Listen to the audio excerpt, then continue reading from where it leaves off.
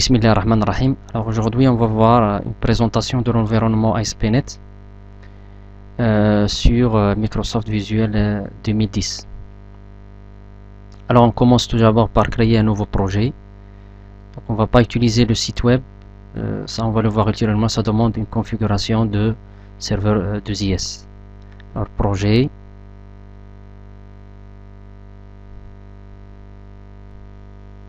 Alors puis on va choisir le langage utilisé. Pour nous on va utiliser le C#. Ici les applications Windows, donc dans la partie web. Donc il y a un ensemble de projets, on va utiliser une application web. Donc, ici on va spécifier le nom. L'emplacement, alors je vous conseille de créer un dossier sur votre bureau sur lequel va être enregistré vos projets. Alors créer un répertoire pour la solution, ça il va ajouter un répertoire pour regrouper tous les formulaires et les objets de votre projet. Okay.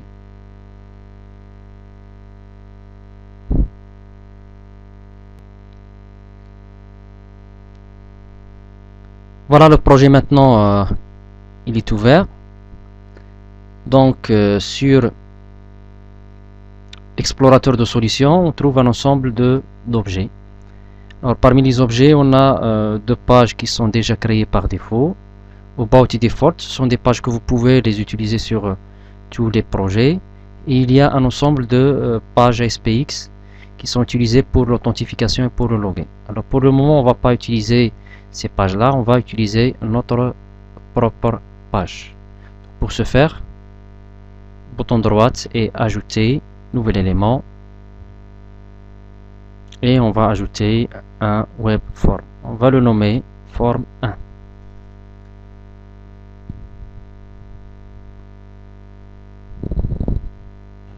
Voilà, on est sur le form 1. Alors pour les modes d'affichage, soit le mode design qui affiche le design de la page SPX, voilà, soit le mode fractionné qui affiche en haut le code source et en bas le design, ou bien le code source tout seul. Alors pour moi je préconise cette solution parce qu'il affiche les deux modes en même temps. Maintenant les objets qui sont utilisés, il y a une énorme quantité d'objets. Alors les objets standards sont les objets qu'on va utiliser pour l'ASP.NET. Il y a des objets que vous connaissez déjà, ce sont les objets HTML. Alors ils ont gardé ces objets, c'est pour garantir la transition entre les pages HTML vers les pages ASPX. Donc on va commencer tout d'abord par quelques objets HTML pour voir comment ça fonctionne. Donc je vais insérer par exemple une zone de texte, input. Voilà. Ici j'ajoute la zone de texte. Le mode design n'est pas encore actualisé, donc je synchronise. Et voilà, la zone de texte est ajoutée ici. Alors ici on peut insérer n'importe quel objet HTML. Alors ce que vous pouvez ajouter par exemple un tableau si vous voulez.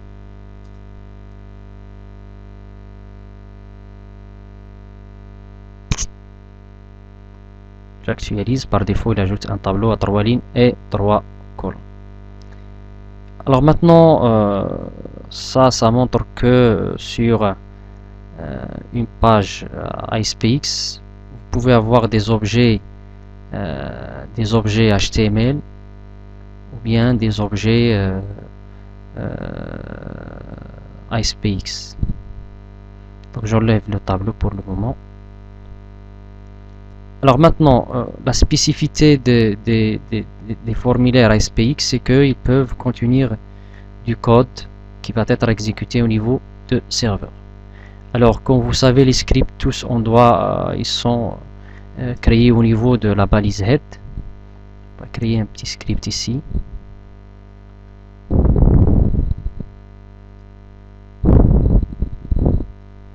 Donc, on utilise le C#.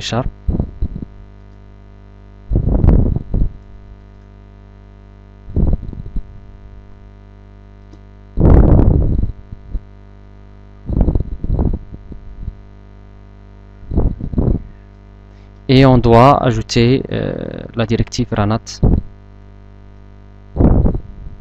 server.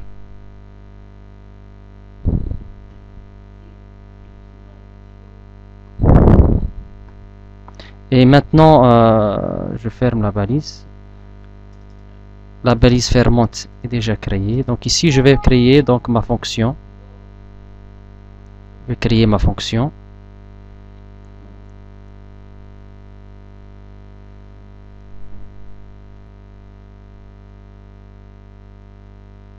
Alors ma fonction, c'est une fonction qui retourne un string.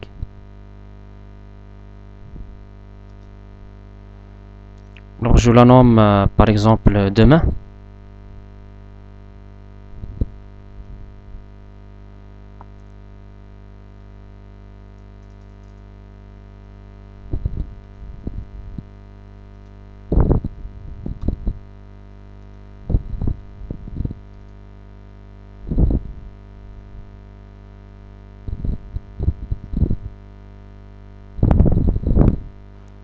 Donc ça retourne le jour après.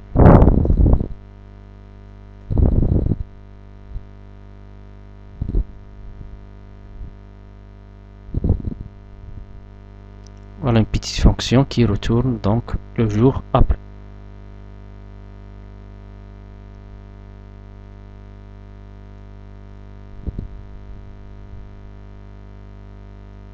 Donc return she. Alors ici j'ai une fonction qui est créée à ce niveau là, donc je peux ajouter par exemple une balise HTML H1 et à l'intérieur je peux ajouter demain sera le, et je récupère la valeur de la fonction. Alors pour récupérer la valeur de la fonction, donc je dois utiliser le pourcentage pour introduire une variable, donc une variable ou bien le résultat d'une fonction.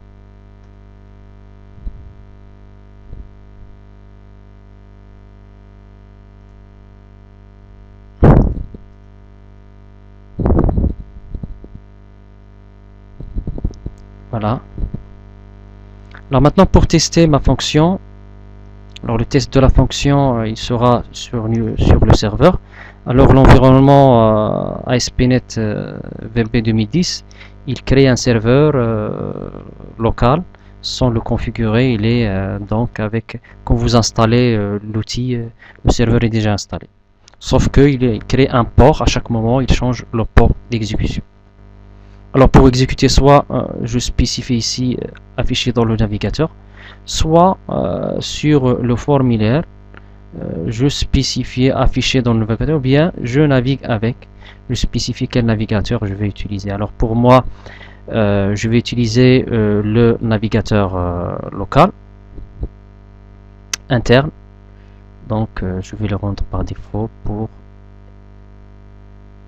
éviter les allers-retours vers les autres serveurs. Alors regardez ici, il y a un serveur local qui a été créé, qui a un port 49500. Donc il me faut, j'ai une petite erreur ici. Donc c'est une erreur de compilation. Je vais voir à quel niveau j'ai le problème.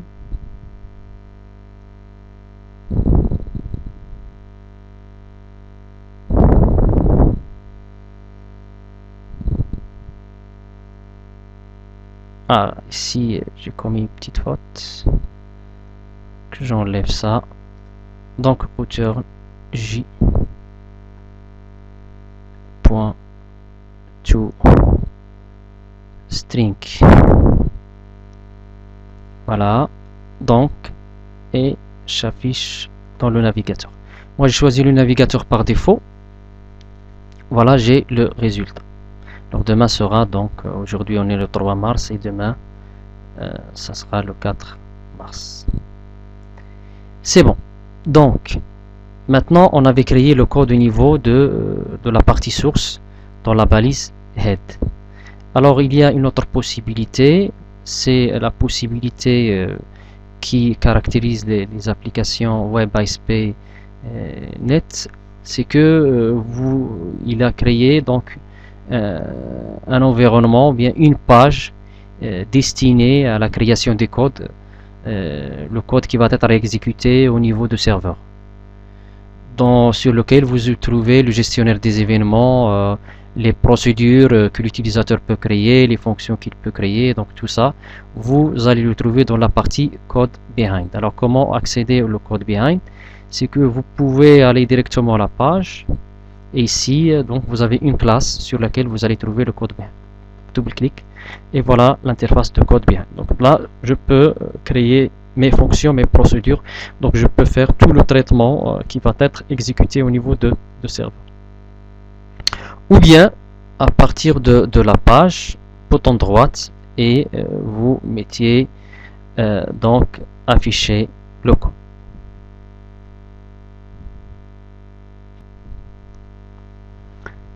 Alors maintenant, on va créer une autre fonction qui va nous renvoyer après-demain, mais sur la partie code behind. Donc, public.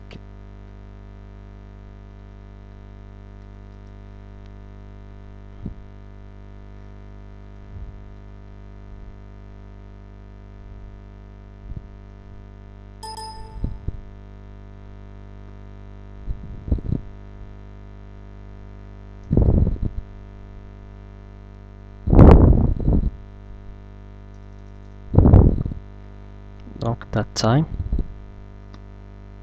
J égale datetime, now, days 2, puis return J. Voilà. Donc maintenant j'ai créé une fonction sur la partie code behind. Alors la fonction ça retourne string, donc je dois mettre toString. Voilà. Donc après-demain il est créé au niveau de code behind. Vous allez voir qu'il est accessible sur la partie code. Donc je peux créer une autre balise H1. Donc après-demain sera le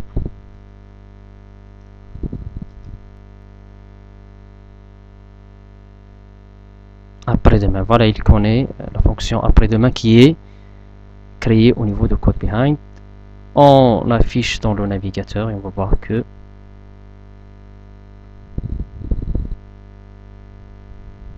voilà, après-demain sera le 5 mars.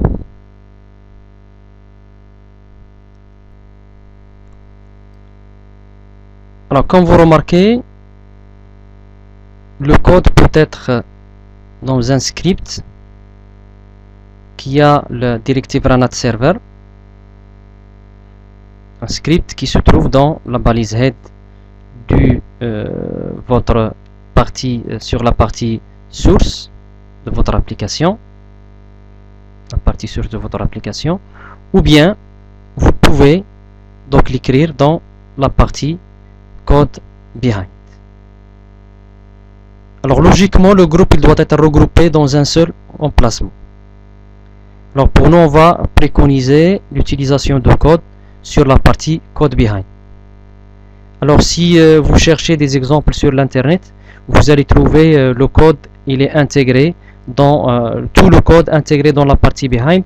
Ça c'est pour si vous voulez faire un téléchargement des exemples, vous allez trouver tout le code sur une même page, le code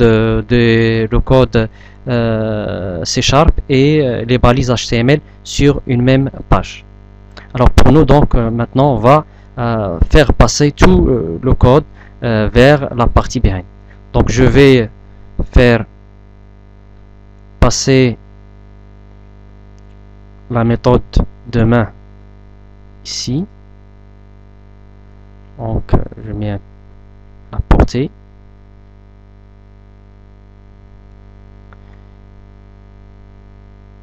et je supprime ça pour le moment.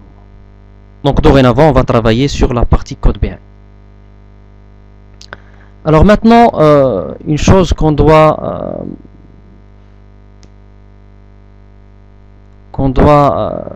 mettre le point, sur laquelle on doit mettre le point, c'est que quand on exécute quelque chose sur quand on lance, on fait une exécution d'une page ou bien on clique sur un bouton, il y a l'exécution d'une autre page qui apparaît. On va faire donc un petit exemple.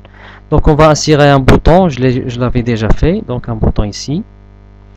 Et sur le code behind, je vais créer une petite variable.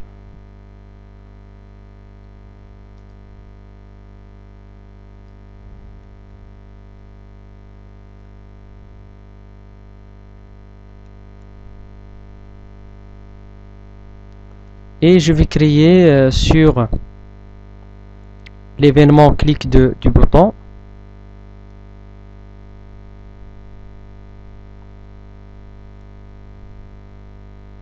donc je génère la procédure clic, je fais une incrémentation de i. Maintenant je vais alors j'affiche dans le navigateur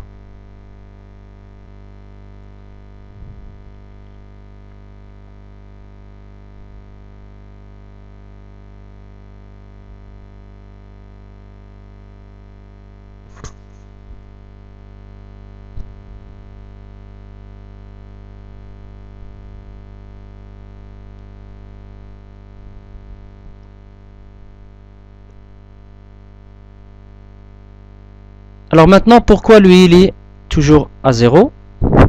Alors quand je clique sur le bouton, il prend la valeur de i qui était 0, il va la mettre à 1. Et quand je clique ici, il y a le code que vous avez ici qui va être exécuté. Donc la valeur de i est i2string.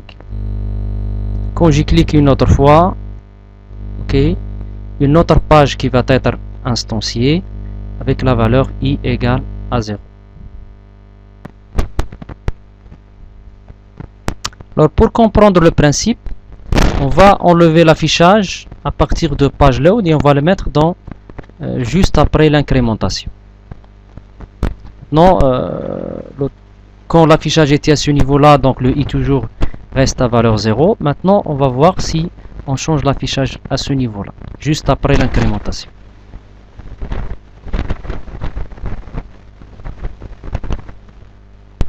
Donc je clique sur le bouton, la valeur de i est 1. Donc il incrémente puis il affiche. Donc quand je clique une autre fois, donc le i il reste à 1. Malgré que les labels qu'on a ici, donc les affichages H1, ils changent donc les valeurs de temps.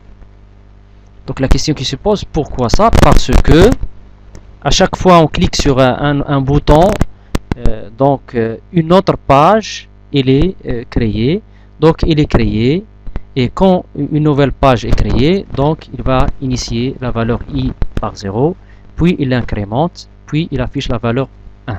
Donc mettez dans vos têtes que les applications web ils sont différents des applications Windows.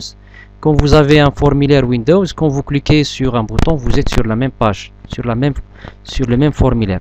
Ici, faites attention que à chaque fois on change, on fait un post-back, c'est-à-dire on clique sur un bouton ou bien sur on change le select index d'un combo et ainsi de suite. On va le voir ultérieurement.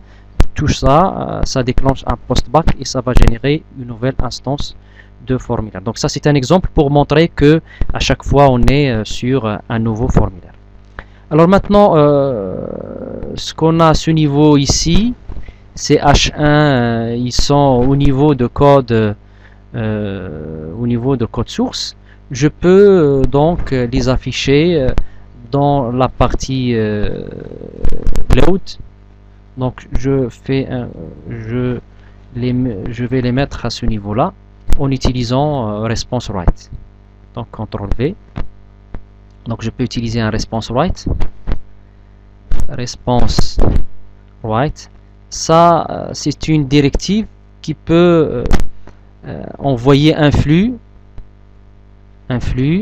vers le browser client. Donc il va envoyer ce flux là. Donc il va l'envoyer. Je vais le mettre ici. Et cette écriture maintenant n'est plus valable. Donc je dois faire l'appel de la fonction directement. En faisant la concaténation.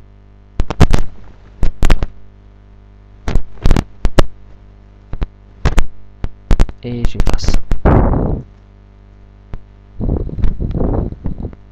Voilà. La même chose, je vais le faire pour l'autre. Qu'est-ce qu'il me faut ici? Donc, de même, je vais faire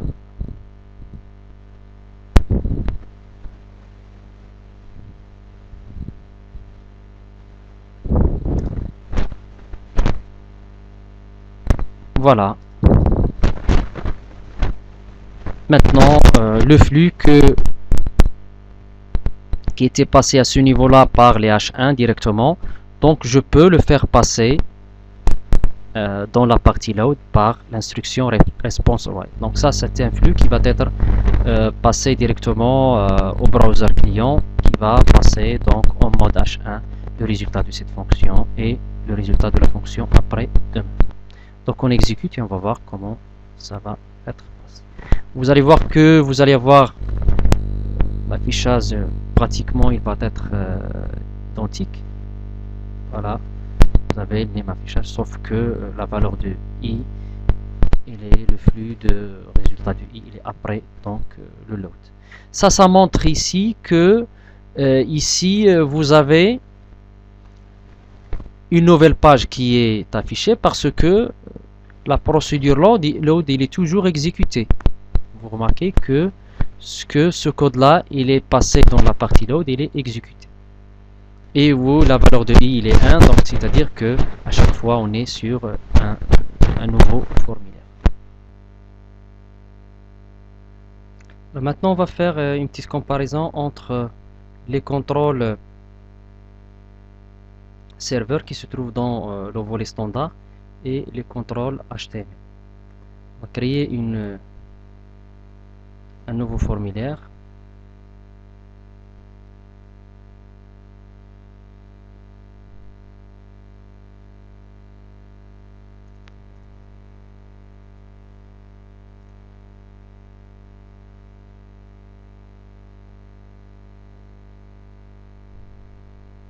Alors, dans un premier temps, on va voir donc la manipulation des contrôles HTML. Alors, au départ, les contrôles HTML, ce sont des contrôles HTML qui ne sont pas reconnus par donc le serveur. Alors, par exemple, si je prends un select ici, donc c'est pour afficher un combo. Si je fais le mode fraction pour faire un petit remplissage rapidement, on peut ajouter des éléments ici.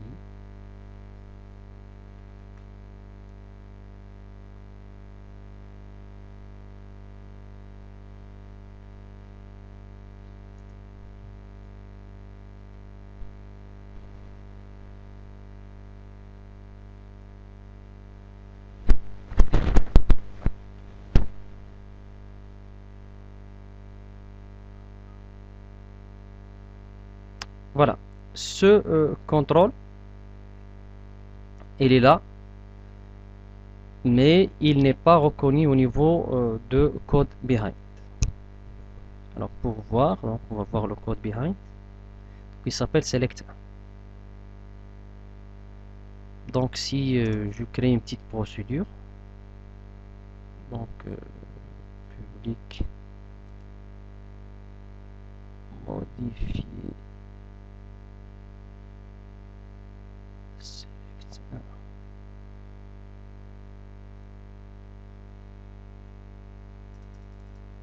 1. Donc ça retourne rien.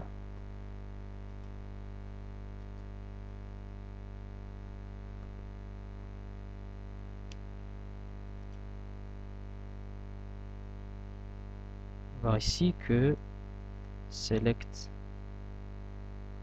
1 n'est pas reconnu.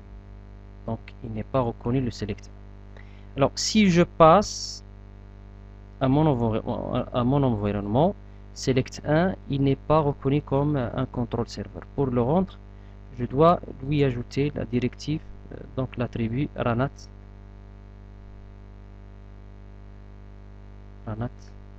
server.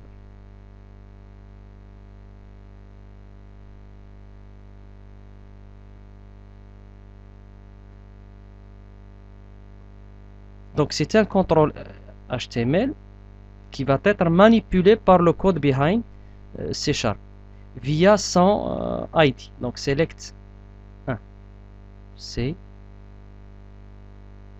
code behind.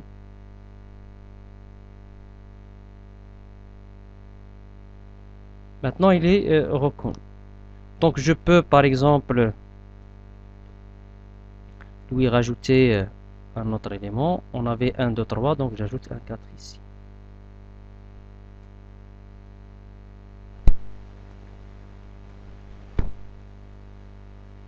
Ok. Maintenant je vais faire appel à la méthode au niveau de load.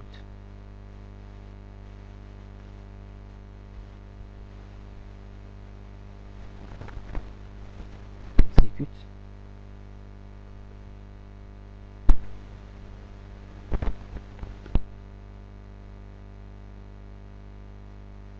Voilà, il est ajouté.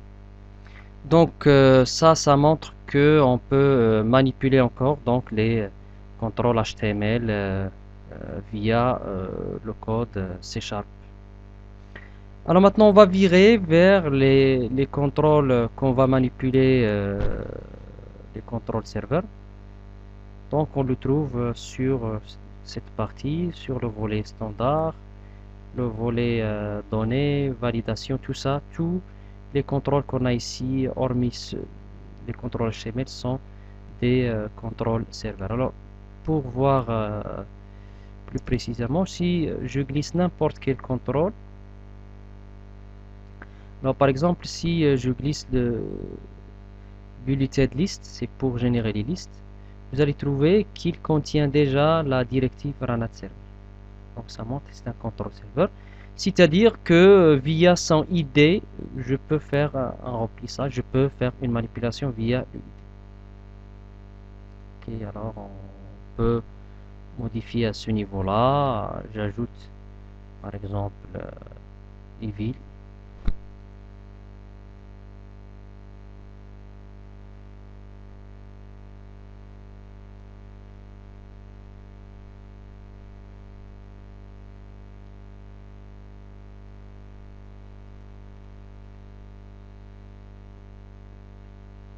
Donc j'ai ici une liste à puces qui contient quelques villes. Je peux ajouter via le code behind notre ville. Donc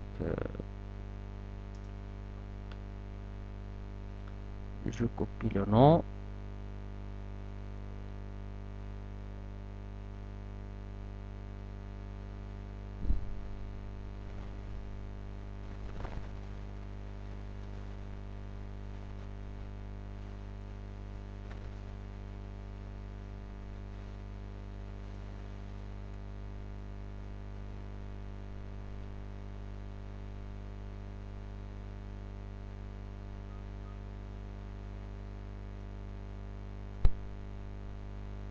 On exécute maintenant.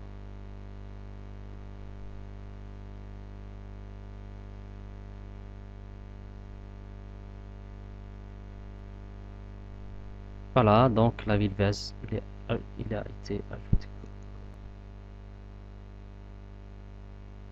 Alors, quand vous remarquez que sur un même formulaire, vous pouvez mélanger des contrôles serveurs et des contrôles HTML. Alors, j'ajoute un petit commentaire ici, contrôle HTML. Pour ajouter un contrôle, c'est balise ouvrante, pourcentage, tiré de 6 deux fois et tiré de 6 deux fois, et vous fermez la balise. Alors ici j'ai des contrôles HTML, donc select c'est un contrôle HTML. J'ajoute encore un autre contrôle HTML par exemple, j'ajoute un input texte.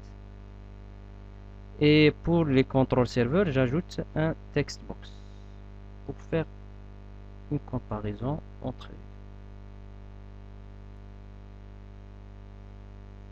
Voilà.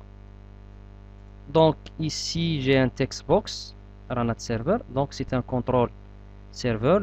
Tous les contrôles serveurs commencent par ASP, point, deux points, et le type de contrôle avec les directives Ranat Server. Ici, j'ai un contrôle input text. Alors, pour le serveur, qu'est-ce qu'il fait? Il va transformer tous les contrôles serveurs en contrôle HTML parce que, comme vous savez, les browsers, c'est-à-dire les browsers ne connaissent que le code HTML. Donc, ce composant-là, il va être transformé en contrôle IL, donc en contrôle UL, et le textbox il va être transformé en balise contrôle HTML input de type texte. Donc on va voir ça plus près, donc on va voir dans le navigateur.